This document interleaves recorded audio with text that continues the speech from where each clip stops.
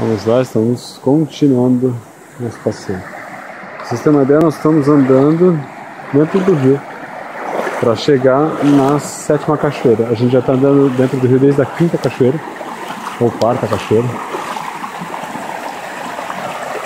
E aqui nós vamos indo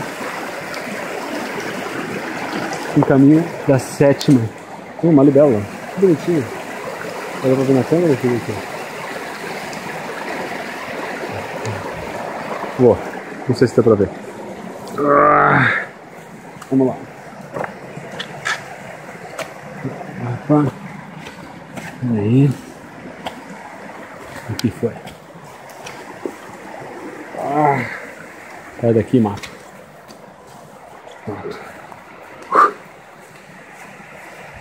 Tem vários pontos, umas piscinas assim que dá pra tomar banho. Como eu disse, como tá muito frio, a gente provavelmente vai tomar banho só na 7ª, pra daí já secar, ou nem vai tomar banho. O jogo tá chegando o resto do povo.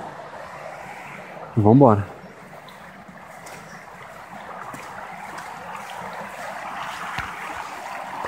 Vamos lá, por dentro do rio de novo.